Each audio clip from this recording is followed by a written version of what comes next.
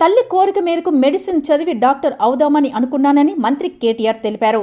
కానీ తన తండ్రి సీఎం కేసీఆర్ సూచనతో ఆ ఆలోచన విరమించుకొని బయోటెక్నాలజీ వైపు వెళ్లానని వెల్లడించారు.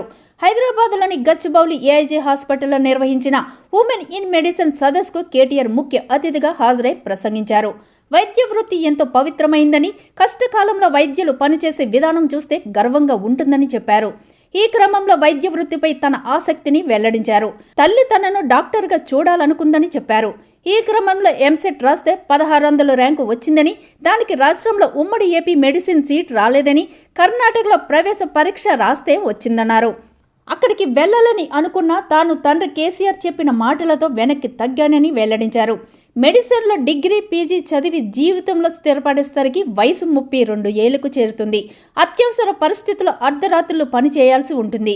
జీవితం పనిని సమన్వయం చేసుకోగలవా అంటూ మా నాన్న చెప్పడంతో నా ఆలోచన మారింది. మెడిసిన్ బదులు బయోటెక్నాలజీ వైపు వెళ్లాను అని మంత్రి కేటీఆర్ చెప్పుకొచ్చారు. ప్రస్తుతం అన్ని రంగాల్లోనూ మహిళలు రాణిస్తున్నారని కొనియాడారు. హెల్త్ కేర్, లైఫ్ సైన్సెస్లోనే కాకుండా పరిశోధన రంగాల్లోనూ సత్తా చాటుతున్నారని కొనియాడారు. దేశవ్యాప్తంగా అత్యధికంగా వర్కింగ్ ఉమెన్ ఉన్న రాష్ట్రం తెలంగాణయేనని పేర్కొన్నారు.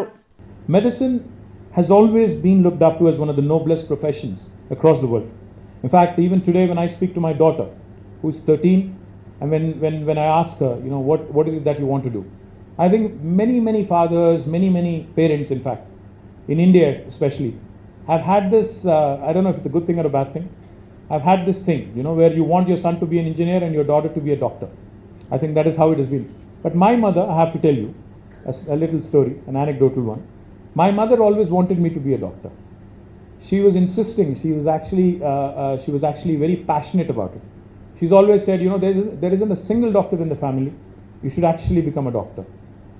I ended up taking biology. I eventually ended up as a biotechnologist. That's a different story. Back in 91, when I was in my +2, I studied reasonably well. I don't think I'm a top of the class student, but I was a above average student, let me put it that way.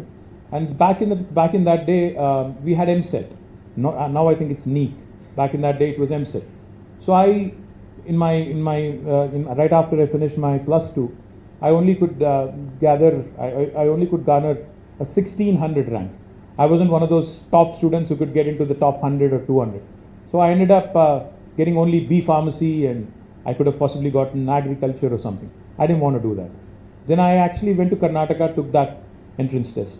Now what happened is, of course, in Karnataka there were many more medical colleges. The private medical college system was far more robust, so I got in there. In fact, I got in some of the best colleges in Karnataka. But my father is a very persuasive man.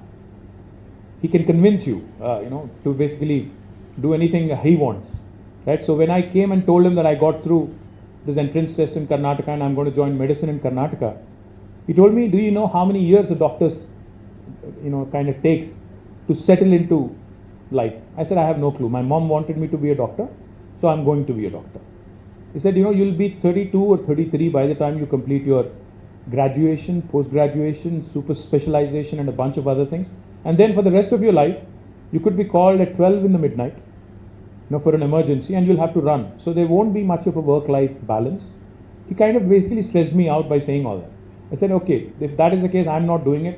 I'd rather do something else. So that's how I ended up not being a doctor, is where I'm going with this.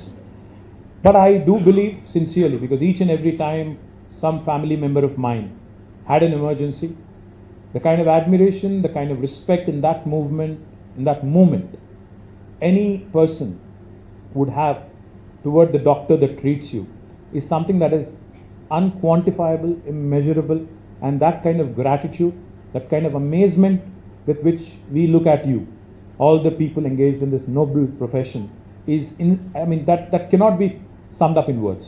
So my compliments to you, because these are all intangibles. Now I am the Minister of Municipal Administration. I keep telling my team, that अगर हैदराबाद को हम लोग हर दिन साफ रखते हैं, हर दिन अगर साफ सुथरा रखते हैं, कोई हमें कॉम्प्लीमेंट नहीं देता है, कोई भी हमें तारीफ नहीं करता है, बट 4 दिन छोड़ दो, इतना गाली मिलता है.